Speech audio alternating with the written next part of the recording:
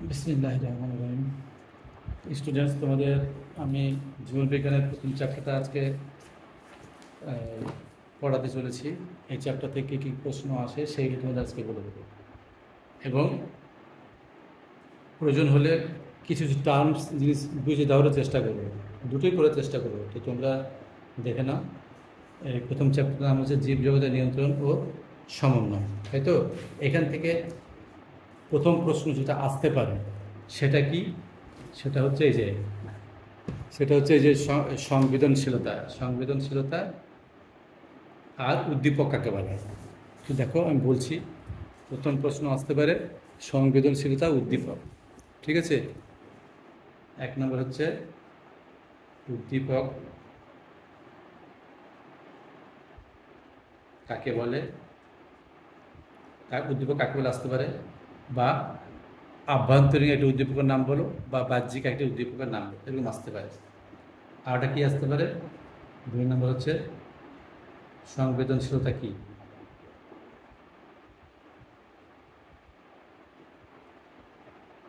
ঠিক আছে, উদ্দীপক কি, সংবেদনশীলতা কি, এই দুটো প্রশ্ন আসতে পারে। দেখো, এই দুটো প্রশ্ন আমি কাকে বলে একটু বলে দিচ্ছি, একটু হালকা করে কনসেপ্টটা জানিয়ে দিই। উদ্দীপকটা হচ্ছে পরিবেশের একটা পরিবর্তন, যে পরিবর্তন আমরা বা জীবদেহ শনাক্ত করতে পারি। ঠিক আছে, আমরা বা যে কোনো জীবদেহ শনাক্ত করতে পারে, এবং যেটা আমাদের প্রতিক্রিয়ার সৃষ্টিতে সক্ষম।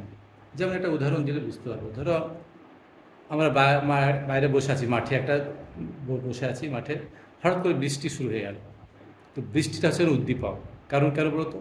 বৃষ্টি হচ্ছে, এটা আমরা কি করতে পারছি, এটা আমরা অনুভব করতে পারছি, তাই তো? এটা আমরা শনাক্ত করতে পারছি যে বৃষ্টি হচ্ছে। যার ফলে কি হচ্ছে, ওই বৃষ্টিটার কারণে আমরা প্রতিক্রিয়া করছি। প্রতিক্রিয়া মানে কি, বৃষ্টি জায়গা থেকে সরে আমরা চলে গেলাম কোনো শেডের নিচে, তলায়, যাতে বৃষ্টি আমাদের না পড়ে। এখানে বৃষ্টিটা হচ্ছে একটা উদ্দীপক। ঠিক আছে, বা ধরো আমরা বসে আছি কোনো একটা মাঠে, হঠাৎ করে সূর্যের তাপ এত বাড়তে লাগলো যে আমরা থাকতে পারছি না। তো সূর্যটাও হচ্ছে এখানে একটা উদ্দীপক। কারণ সূর্যটা হঠাৎ করে এলো বলেই তো আমরা অত তাপটা সহ্য করতে পারছি না, এবং সেখান থেকে আমরা উঠে যেতে বাধ্য হচ্ছি। তো এখানে সূর্যটা হচ্ছে একটা উদ্দীপক। তার মানে উদ্দীপক কাকে বলা হয়? পরিবেশে যে পরিবর্তনটা আমরা শনাক্ত করতে পারছি, চিহ্নিত করতে পারছি, বুঝতে পারছি, এবং যেটা আমাদের প্রতিক্রিয়া সৃষ্টিতে সক্ষম। প্রতিক্রিয়া মানে কি, তার সাড়া দিতে পারছি আমরা, তাই তো? ওটাই হচ্ছে উদ্দীপক। আর উদ্দীপকের জন্য আমাদের সাড়া দেওয়ার যে ক্ষমতাটা, এই যে আমরা বৃষ্টি হচ্ছে পালিয়ে গেলাম, এই যে সাড়া দিতে পারলাম, এটাকে বলছে সংবেদনশীলতা। ঠিক আছে, আচ্ছা, উদ্দীপককে আবার দুভাবে ভাগ করা হয়। কী বলতো? একটা হচ্ছে বাহ্যিক, মানে বাইরের, আর একটা হচ্ছে আভ্যন্তরীণ বা ভিতরের। বাহ্যিক মানে কি, এই যে আমি বললাম বৃষ্টি বা সূর্য, এগুলো সবগুলো হচ্ছে বাহ্যিক, যেটা বাইরের পরিবেশে আমরা দেখতে পাচ্ছি, বাইরের পরিবেশের কারণে হচ্ছে। আর তবে আভ্যন্তরটা কি? আভ্যন্তরিক, ধরো আমাকে খিদে লেগেছে, ঠিক আছে, আমাকে খিদে লেগেছে, বা তৃষ্ণা বা জল পিপাসা লেগেছে, এগুলো হচ্ছে আভ্যন্তরীণ। তো বোঝা গেল। আচ্ছা, চলে আসছি এবার আমরা, এরপরে কি আসতে পারে। এগুলো অনেক কিছু লেখা আছে, কিন্তু এগুলো আসবে না। আচ্ছা, এবার এটা পরীক্ষায় খুব আসে, এটা এটা কি জিনিসটা বলে দিচ্ছি। এখানে প্রশ্ন একটা আসে যে, আচ্ছা এখানে দেখে দিই, বনচড়ালের পার্শ্বফলক। এই দেখছো বনচড়াল আছে, দেখো একটা বড়, মাঝে একটা এরকম পাতা আছে, আর এদিকে দেখবা এদিকে দুটো ছোট পাতা আছে, দুই দিকে। এই পাতা দুটো কি বলতো? এই পাতা দুটো উপরে উঠে নামা করে, একবার উপরে যায়, একবার নিচে যায়, একবার উপরে যায়, দুই দিকেই একসাথে উপরে যাচ্ছে, নিচে যাচ্ছে, উপরে যাচ্ছে, নিচে যাচ্ছে। তো বনচড়ালের পার্শ্বফলক, পার্শ্ব মানে পাশে আছে বলে এইগুলোকে ফলক বলছে এক একটা। ঠিক আছে, এইগুলোকে এক একটা ফলক বলছে বনচড়ালের পার্শ্বফলক দুটি পর্যায়ক্রমে বা অনবরত উপরে নিচ ওঠানামা করে। এটা কি ধরনের চলন? এটা উত্তর হবে প্রকরণ চলন। মনে রাখবে, এটা উত্তর হবে প্রকরণ চলন।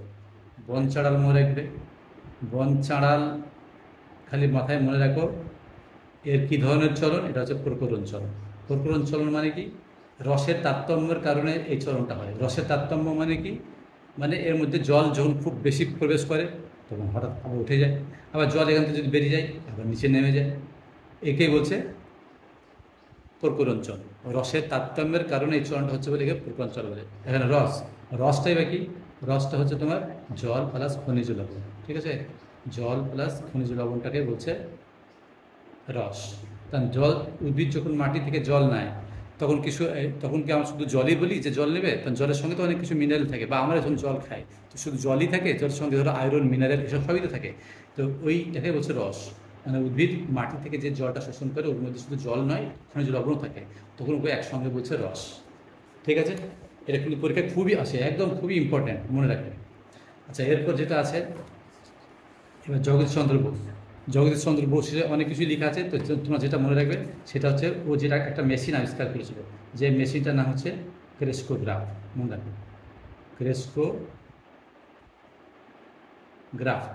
ক্রেস্কোগ্রাফ মানে কি সংবেদনশীলতা।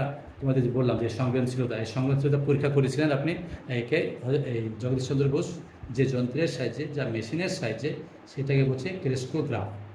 মাথায় খালি মনে রাখো ক্রেস্কোগ্রাফ আর আচার্য জগদীশচন্দ্র বোস, বাস, আর কিছু মনে রাখতে হবে না। আচার্য জগদীশ চন্দ্র বোস বা বসু, যেটা হোক। আচ্ছা, তো ক্রেস্কোগ্রাফ মেশিন কে আবিষ্কার করেছিল? জগদীশচন্দ্র বোস। এই যন্ত্রের সাহায্যে কি গাছেরও যে প্রাণ আছে, যদি এরকমভাবে প্রশ্ন আছে যে যন্ত্রের সাহায্যে গাছেরও প্রাণ আছে প্রমাণ করেছিলেন, সেই যন্ত্রের নাম কি? উত্তর হবে ক্রেস্কোগ্রাফ। মনে রাখবে, ক্রেস্কোগ্রাফ। আচ্ছা, তারপর এবার চলে আসছি উদ্ভিদের চলন শুরু হলো। উদ্ভিদের চলন এবার শুরু হলো, উদ্ভিদের চলন। তো তার আগে তোমাদের দুটো টার্ম আমি আগে জানিয়ে দিই, চলন কাকে বলে আর গমনই বা কাকে বলে। চলন হচ্ছে একই জায়গায় থেকে অঙ্গ প্রত্যঙ্গের সঞ্চালন বা নাড়াচড়া করে, বা একই স্থানে থেকে অঙ্গ প্রত্যঙ্গ নাড়াচড়া করাকে বলা হয় চলন। ঠিক আছে, আর ভালো ভাষায় যদি লিখতে, একটু হালকা ভালো ভাষায় লিখতে চাও, তো একই স্থানে থেকে অঙ্গ প্রত্যঙ্গের সঞ্চালনকে তাকে বলা হয় চলন। আর গমনটা কি? স্থান পরিবর্তন। স্থান পরিবর্তন মানে কি? ধরো আমি এক জায়গায় দাঁড়িয়ে আছি, হেঁটে চলে গেলাম আমার এক জায়গাতে, তো এই যে স্থান, এক জায়গা থেকে এক জায়গায় চলে গেলাম মানে কি স্থান পরিবর্তন হলো, এটাকে বলছি গমন। তো গমন কাদের দেখা যায়? কেবল জীবদেহেরই দেখা যায়। ঠিক আছে, আর চলন কাদের দেখা যায়? উদ্ভিদ বা গাছ। তখন গাছরা তো এক জায়গা থেকে এক জায়গায় যেতে পারে না, যেখানে থাকবে সেখানে থেকে যাবে আজীবন, মৃত্যু পর্যন্ত। কিন্তু আমরা প্রাণীরা কী করি? সবসময় এক জায়গা থেকে এক জায়গায় আমরা চলাফেরা করি, তা আমাদের গমন হয়, ওদের চলন হয়। তো আমাদের কি চলন হয় না? অবশ্যই চলন না হলে তো গমন হবে না, তখন গমনের সঙ্গে চলন। তখন আমরা যখন হাঁটছি তখন অঙ্গ প্রত্যঙ্গ আমাদের সঞ্চালন হচ্ছে বা নড়াচড়া করছে, সুতরাং আমরা গমনের মধ্যে চলনটাও হচ্ছে। আচ্ছা, ঠিক আছে, তো উদ্ভিদের চলন দেখো, তোমাদের এখান থেকে দেখিয়ে দিচ্ছি সরাসরি। উদ্ভিদের চলন কিন্তু ভাগ করছে সামগ্রিক চলন, বক্র চলন। সামগ্রিক মানে কি? পুরো শরীরটা বা শরীর কোনো অংশ এক জায়গা থেকে আর এক জায়গায় চলে যাচ্ছে, এটাকে বলছে সামগ্রিক চলন। আর বক্র চলন মানে কি? এক জায়গায় থাকছে, থেকে শুধু শাখা পোশাকা বৃদ্ধি হচ্ছে, শাখা পোশাকা এদিক ওদিক বাড়ছে, এটাকে বলা হয় বক্র চলন। ঠিক আছে, আরেকটা আছে তোমাদের আবিষ্ট চলন। এখানে আবিষ্ট চলন, এখানে দু ধরনের চলন আছে, আবিষ্ট আর একটা স্বতঃস্ফূর্ত। স্বতঃস্ফূর্ত মানে কি? যারা নিজে থেকে হয়, কিছু করায় না। আর আবিষ্ট মানে কি? কোনো কিছু উদ্দীপকের প্রভাবে হয়। তো গাছ যে ছোট থেকে বড় হচ্ছে, এটা তোমাদের মনে হবে যে এটা তো স্বাভাবিক হলেও ওটা কিন্তু উদ্দীপকের প্রভাবেই হচ্ছে। যে বড় কেন? যদি তোমরা কোনো গাছকে একটা অন্ধকার ঘরে রেখে দাও, দেখো সে মরে যাবে। তার মানে কি? অন্ধকার ঘরে কোনো উদ্দীপক পায় না, যার জন্য সে মারা গেল। এই জন্য গাছের উদ্দীপকগুলো কী কী? জল হলে গাছ বাঁচতে পারবে না, কারণ নিশ্চয়ই জলটা উদ্দীপক। আলো না হলে গাছ বাঁচতে পারবে না, আলোটা হচ্ছে উদ্দীপক। তো এরা এই জন্য উদ্ভিদের চলনগুলো হচ্ছে আবিষ্ট চলন, মানে উদ্দীপকের প্রভাবে উদ্ভিদের চলনগুলো হয়। আচ্ছা, যাই হোক, তো সামগ্রিক চলন মানে কিছু কিছু উদ্ভিদ আছে তোমার এক জায়গা থেকে এক জায়গায় যেতে পারে। ঠিক আছে, ওদের চলনকে বলছে ফটোট্যাক্ট। এখানে আচ্ছা, ট্যাকটিক চলন, তার মানে এখানে তোমাদের চলন কি কি আছে? এখানে ট্যাকটিক চলন আছে, ট্রপিক চলন আছে, ন্যাস্টিক চলন আছে। আমি এবার সংক্ষেপে তোমাদের জানিয়ে দিচ্ছি। দেখো, উদ্ভিদের চলন আমি তিন ভাগ করছি। একটা হচ্ছে ট্যাকটিক, মনে রাখো বই দেখে অনেক হয়তো উদ্ধার করতে পারছো না। ট্যাকটিক, 2 হচ্ছে ট্রপিক, 3 হচ্ছে ন্যাস্টিক। মনে রাখো উদ্ভিদের চলন 3 প্রকার: ট্রপিক, ট্যাকটিক, ন্যাস্টিক। ঠিক আছে। আচ্ছা, ট্যাকটিক চলনটা কি? ট্যাকটিক চলন হচ্ছে উদ্ভিদের কোনো অংশ বা পুরো সমগ্র উদ্ভিদ যখন স্থান পরিবর্তন করে। তোমাদের একটু আগে বললাম যে উদ্ভিদ তো গমন করতে পারে না। এবার তোমাদের একটা প্রশ্ন আসতে পারে, স্যার আপনি তো বললেন যে উদ্ভিদ গমন করতে পারে না, তবে এটা কেমন করছি? ব্যতিক্রম কিছু উদ্ভিদ আছে যারা গমন করতে পারে। যেমন গমন করতে পারে এরকম ব্যতিক্রম উদ্ভিদ হচ্ছে ভলভক্স, ক্লামাইডোমোনাস। ঠিক আছে, ভলভক্স, ক্লামাইডোমোনাস।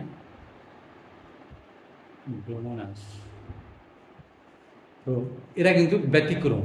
সুতরাং মনে রাখবে যে উদ্ভিদরা তো গমন করতে পারে না, কোন উদ্ভিদ গমন করে? সব কিছুরই ব্যতিক্রম দুনিয়াতে আছে। তো ওরকম উদ্ভিদও কিছু কিছু আছে যারা গমন করতে পারে।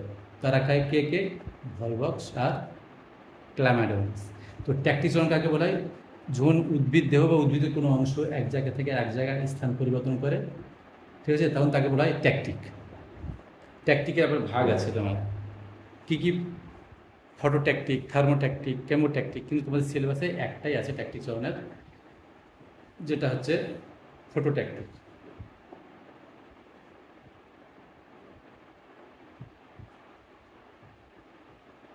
ফটোট্যাকটিক এটা শুধু তোমাদের সিলেবাসে আছে, নাহলে এর আগে ধর 9-10 মিলে যখন মাধ্যমিক পরীক্ষা হতো তখন কিন্তু এরও অনেক ভাগ ছিল। ফটোট্যাকটিক, কেমোট্যাকটিক, থার্মোট্যাকটিক, ঠিক আছে, এরকম অনেক ভাগ ছিল। তোমাদের এখন পরীক্ষাতে যদি একটাই আছে ফটোট্যাকটিক। ফটোট্যাকটিক মানে কি? ট্যাকটিক তো আগে বলে দিলাম যে উদ্ভিদের কোনো অংশ বা সমগ্র উদ্ভিদও যখন স্থান পরিবর্তন করে তখন তাকে বলা হয় ট্যাকটিক।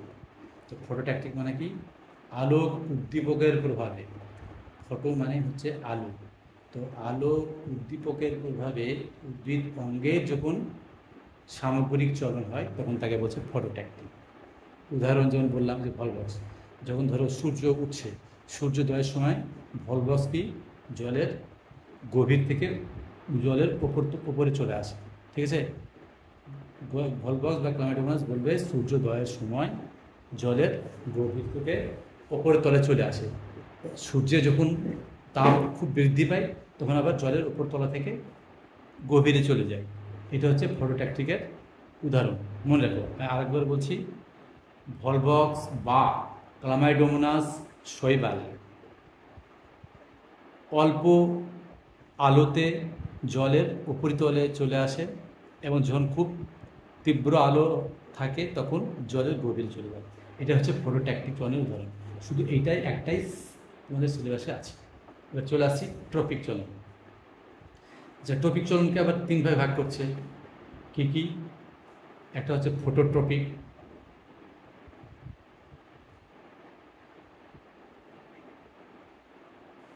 দুই নম্বর হচ্ছে জিওট্রপিক, 3 নম্বর হচ্ছে হাইড্রোট্রপিক।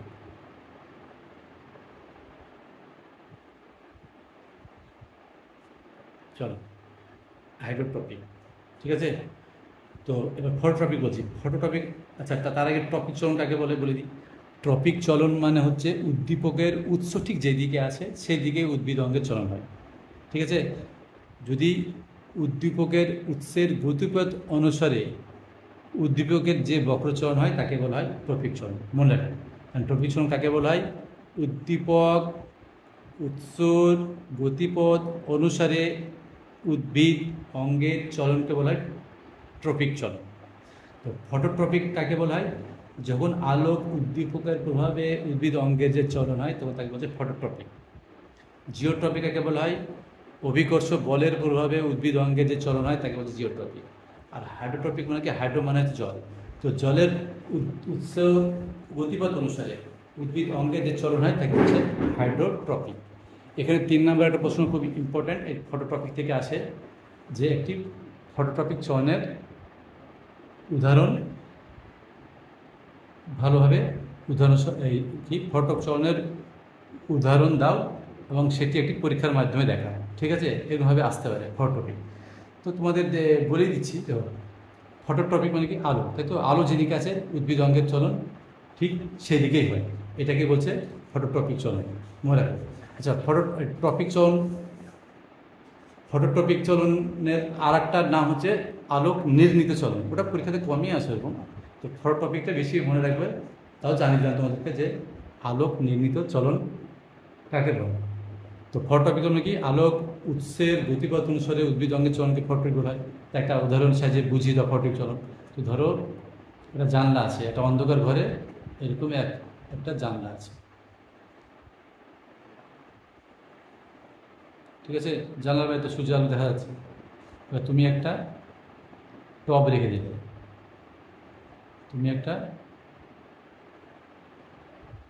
দিলে, এবং টবে এটা বেশ সুস্থ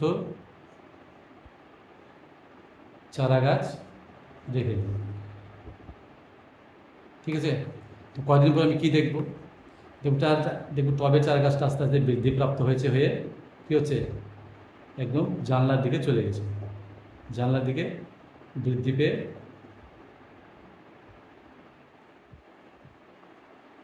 তাই তো?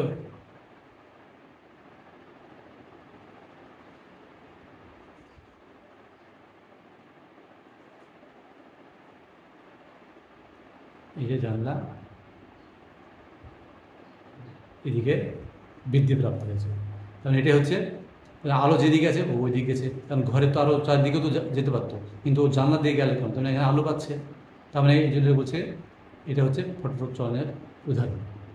আচ্ছা, এখানে আর একটা কথা তোমাদের বলে দিই, গাছের কাণ্ড, তাই তো? মাটির উপর যেটা থাকে সেটাই পুরোটাই হচ্ছে গাছের কাণ্ড। তো গাছের কাণ্ড হচ্ছে আলোক উৎসের দিকে বৃদ্ধি পায়। এমনি গাছগুলো দেখবো সবসময় যে উপরের দিকে উঠে চলে আসে, তো আলো উৎসের দিকে যাচ্ছে কাণ্ডটা। তো এই জন্য গাছের কাণ্ডকে বলা হয় আলোক অনুকূলবর্তী, ঠিক আছে? আলোক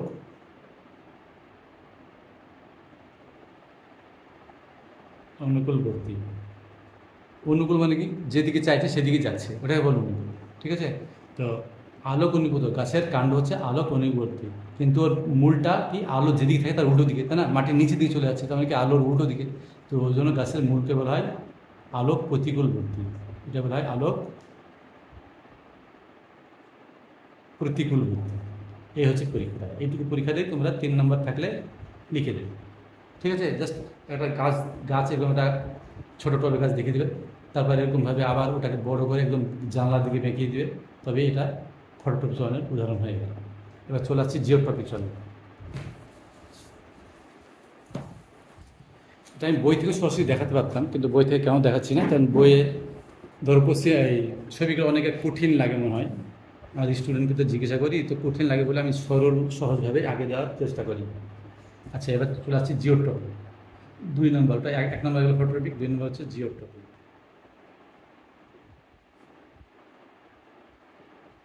জিওট্রপিক কাকে বলা হয়? জিও মানে হচ্ছে অভিকর্ষ বল। অভিকর্ষ বল কাকে বলে? পৃথিবী যে বলের দ্বারা নিচের দিকে টানে, তাই তো?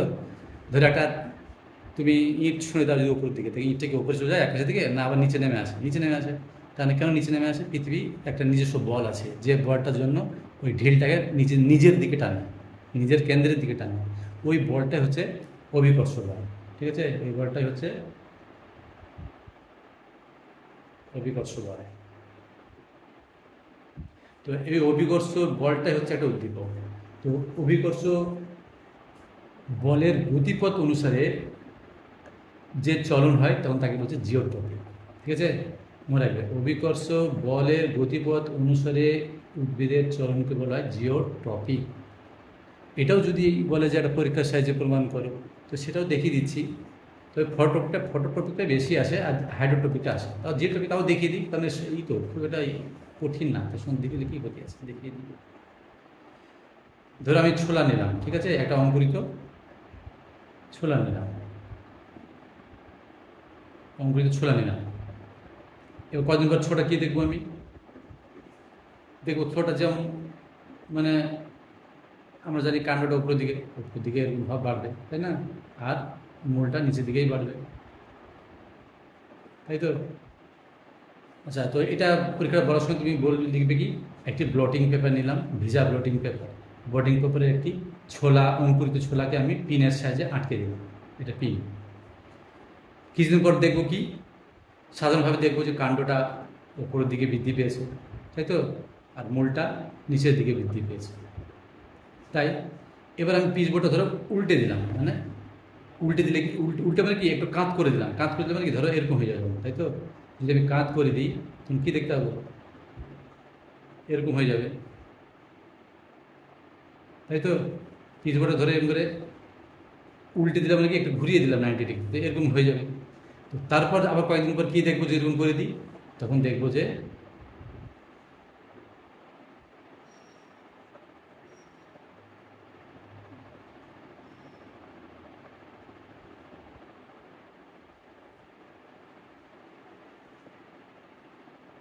এরকম দেখতে হবে। তার মানে কি, এরকম সোজা এরকম উপরের দিকে ছিল, আর মূলটা নিচের দিকে ছিল। যে ঘুরিয়ে দিলাম তখন কী হচ্ছে, এই অবস্থায় এলো। কিছুদিন পর আবার কি দেখবো, আবার দেখবো কাণ্ডটা উপরের দিকে চলে আছে আর মূলটা নিচের দিকে চলে গেল। তার মানে কি, হ্যাঁ, আমরা বলতে পারি যে কাণ্ডটা হচ্ছে অভিকর্ষ, কাণ্ডটা হচ্ছে অভিকর্ষ বলের বিপরীত দিকে যাচ্ছে, তাই না। অভিকর্ষ বল যেদিকে টানছে তার বিপরীত দিকে যাচ্ছে, তাই তো। অভিকর্ষ বলের ও বিপরীতে যাচ্ছে কাণ্ডটা, তাহলে কাণ্ডের চলনটা কী বলবো আমরা, অভিকর্ষ প্রতিকূলবর্তী।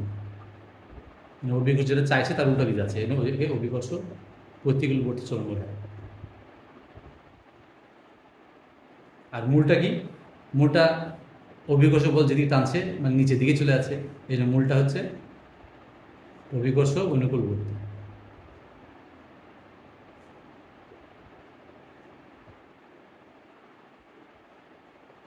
ঠিক আছে, এই হচ্ছে জিওট্রপিক চলনের উদাহরণ। আচ্ছা, এবার 3 নাম্বারটা কি, হাইড্রোট্রপিক।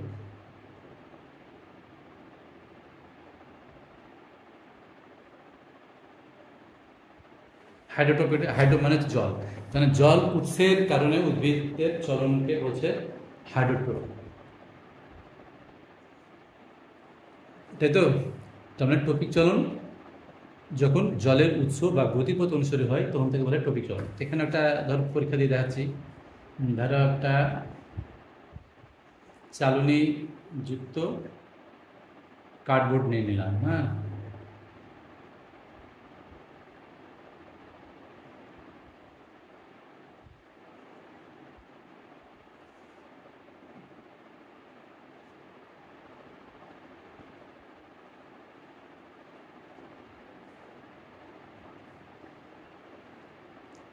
এর উপরে কনসেপ্ট দেওয়ার জন্য এঁকে দেবে। অনেক ভাবে বোধ এই আঁকবো, কত টাইম লাগবে, টাইম লাগবে না। তোমরা আঁকা মানে কি, কনসেপ্টটা বুঝিয়ে দেওয়া। অনেকে দেখি টাইম নষ্ট করে করে অনেকক্ষণ ধরে সুন্দর করে আঁকছে, কোনো নাম্বার নাই, কোনো কিছু বর্ণনা করতে গিয়ে ভালো করে আঁকার কোনো দরকারই নেই, জাস্ট কনসেপ্টটা বুঝিয়ে দেওয়া। ধরো একটা চালনীযুক্ত কার্ডবোর্ড নিয়ে নিলাম, এবার চালনীযুক্ত কার্ডবোর্ডের মধ্যে বালি নিয়ে নিলাম, ভেজা বালি, ঠিক আছে, বা বালি নেওয়ার পর জল ঢেলে দিলাম, এবং ওর মধ্যে আগে থেকেই আমি অঙ্কুরিত ছোলা দিয়ে দিয়েছি। এর মধ্যে অঙ্কুরিত ছোলা আমি দিয়ে দিয়েছি, ঠিক আছে। তাহলে ভালো করে গুছিয়ে বললে কি বলবো, একটি ছিদ্রযুক্ত কার্ডবোর্ড নিলাম, তাতে বালি দিয়ে দিলাম এবং কয়েকটি অঙ্কুরিত ছোলাও দিয়ে দিলাম এবং বালিটাকে ভিজিয়ে দিলাম। এইভাবে রেখে দেওয়া হলো। কয়েকদিন পর কী দেখতে পাবো, কয়েকদিন পর দেখতে পাবো যে অঙ্কুরিত, আচ্ছা কার্ডবোর্ডটা আগে এঁকে নিই।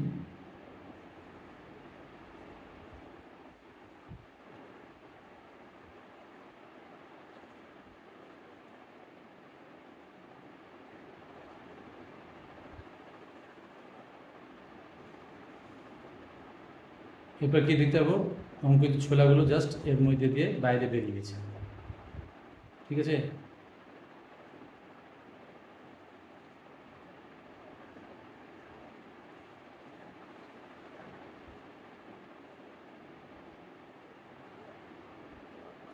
হয়তো দেখতে পাবো যে কি, অঙ্কুরিত ছোলাগুলোর মূলগুলো আরও বৃদ্ধি পেয়েছে, বৃদ্ধি পেয়ে কী হবে, তোমার ছিদ্র দিয়ে বাইরে ঝুলছে। আরও কয়েকদিন পর যদি রেখে দেওয়া হয়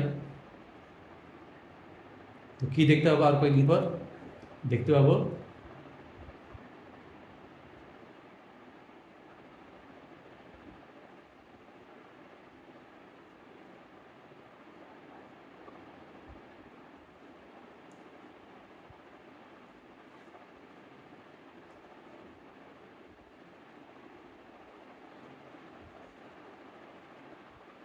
কি দেখতে হবে? দেখতে পাবো অঙ্কুরিত ছোলাগুলো যেগুলো বাইরে বেরিয়েছিল আবার ভিতরের দিকে ঢুকে গেছে।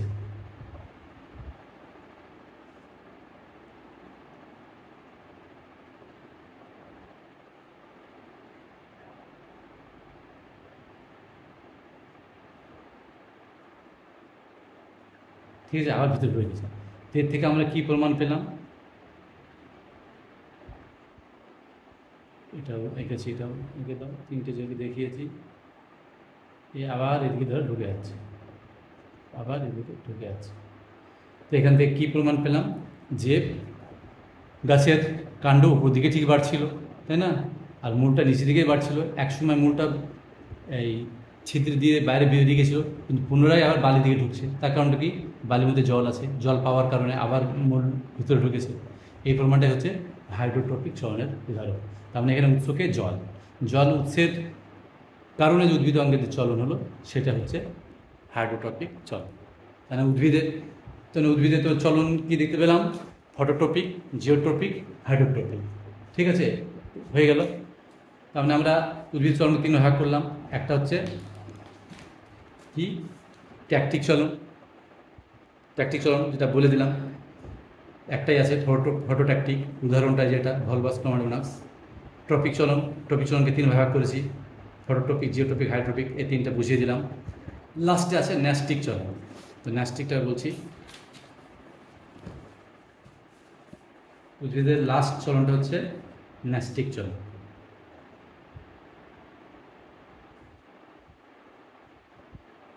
তাই তো? তাহলে কি দেখো, ট্যাকটিক চলনটা কি বললাম? যে উদ্ভিদের সমগ্র অংশটা এক জায়গা থেকে এক জায়গায় স্থান পরিবর্তন করতে পারছে। ট্রপিকটা কি? ট্রপিক চলনটা এক জায়গায় থেকে বিভিন্ন উৎসের উৎস হিসাবে, ঠিক আছে, এই উদ্দীপকের উৎস হিসাবে এদের চলন হচ্ছে। জল কোন দিকে আছে, বা সূর্যের আলো কোন দিকে আছে, বা অভিকর্ষ বল কোন দিকে আছে, এই হিসাবে তিনভাবে ভাগ করেছি। এবার আসছি ন্যাস্টিক চলন। ন্যাস্টিক চলনটা কি? উদ্দীপকের তীব্রতা অনুসারে উদ্ভিদের যে চলন হয়, উদ্দীপকের তীব্রতা মনে রাখো। প্রথমটা হচ্ছে সম্পূর্ণ সামগ্রিক চলন, মানে স্থান পরিবর্তন হচ্ছে, যেটা হচ্ছে ট্যাকটিক। দ্বিতীয়টা হচ্ছে কি? দ্বিতীয়টা হচ্ছে তোমার উদ্দীপকের উৎস হিসাবে হচ্ছে। আর ন্যাস্টিক চলনটা কি? উদ্দীপকের তীব্রতা অনুসারে যে চলন হয়। তার মানে উদ্দীপকের তীব্রতা অনুসারে উদ্ভিদের যে চলন হয় তাকে হচ্ছে ন্যাস্টিক চলন। তো ন্যাস্টিক চলনকে ভাগ করে অনেক ভাগ আছে। একটা হচ্ছে ফোটোন্যাস্টিক,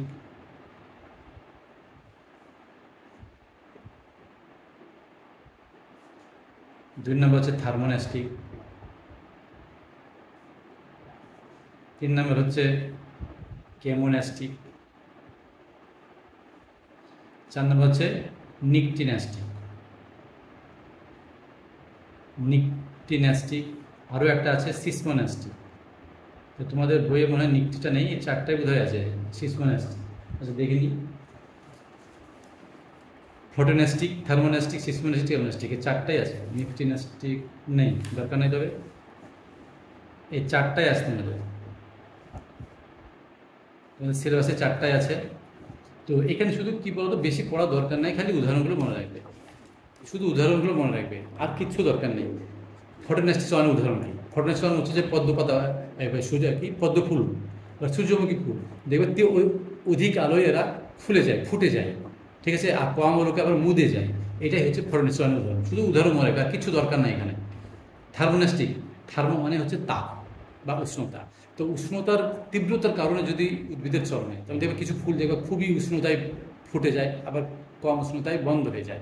আবার কোনো ফুল দেখবে তীব্র উষ্ণতায় বন্ধ হয়ে যায় আর কম উষ্ণতায় ফুটে যায়। যেমন একটা এক্সাম্পল বলি, টিউলিপ ফুল বেশি উষ্ণতায় ফোটে আর কম উষ্ণতায় বুঝে যায়, ঠিক আছে। আবার হাসনাহানা গাছ দেখেছো, ওরা রাতের বেলায় ফোটে, তাই না? গন্ধ পায় সন্ধ্যার দিকে, ওরা রাতের বেলায় ফোটে, কিন্তু দিনের বেলায় বন্ধ থাকে। ওটাকে আবার ফটোনাস্টিকও বলা যেতে পারে। সিসমো, সিসমো মানে কি বলতো? সিসমো মানে হচ্ছে আঘাত বা টাচ এসব কারণে।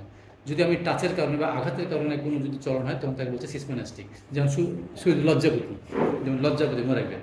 এই সিসমোনাস্টিকটা 1 নম্বর শর্ট প্রশ্ন খুবই আছে, মানে খুবই ইম্পর্ট্যান্ট। সিসমোনাস্টিক, সিসমোনাস্টিক মানে কি? আঘাত বা স্পর্শ এইসবের কারণে যদি কোনো চলন হয় তখন তাকে বলছে সিসমোনাস্টিক। যেমন লজ্জাপতি,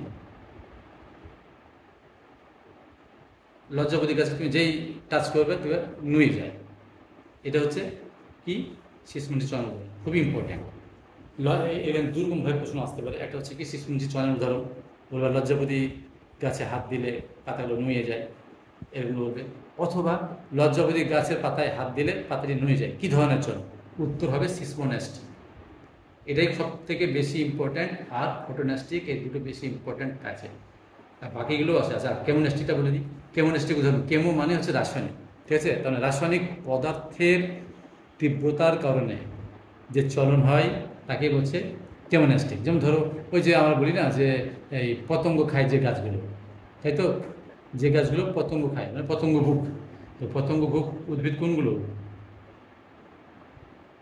পতঙ্গভুক উদ্ভিদ ধরো সূর্য শিশির,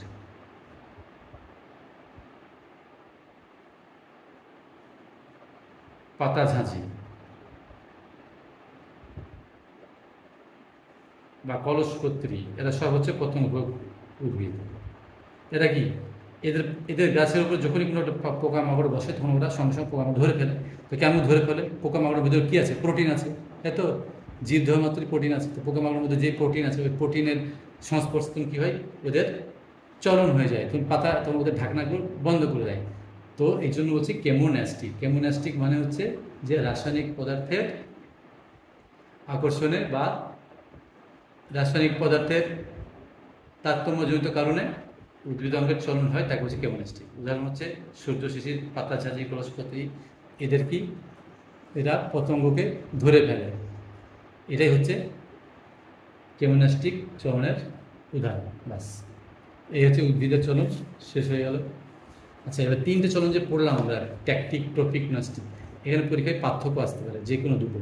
তো তোমরা তুলনামূলকভাবে এখানে বই দিয়ে দেওয়া হয়েছে, তো তুলনামূলক বই দিলে কি তোমার মনে থাকবে, এই জন্য তুলনামূলকভাবে দিয়ে দিয়েছে। তো পরীক্ষায় বেশি যেটা আসে সেটা আছে ট্রপিক ন্যাস্টিক অথবা ট্যাকটিক ন্যাস্টিক। তো তোমরা এই 3টেই দেখে রাখবে, বেশি তো নয়। এটা হচ্ছে কি সামগ্রিক স্থান পরিবর্তন, দেখো, কিন্তু এই দুটো সামগ্রিক স্থান পরিবর্তন হয় না, তাই না? এবার দেখো উদ্দীপকের প্রভাব। এটা কি? উদ্দীপকের তীব্রতা বা গতিপথ উভয়ের কারণে ঘটতে পারে। এটা কি? উদ্দীপকের উৎস হিসাবে, তাই না? গতিপথ উদ্দীপকের গতিপথ অনুসারে হয়, এটা তীব্রতা অনুসারে হয়, হয়ে গেল।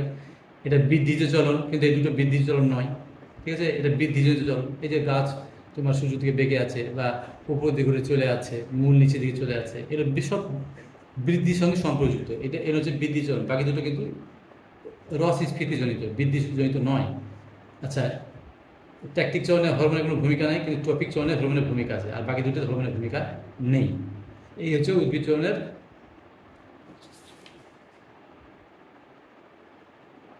উদাহরণ। এই 3টে উদ্ভিদের চলন আছে। বাস, এটা 3টা হয়ে গেল।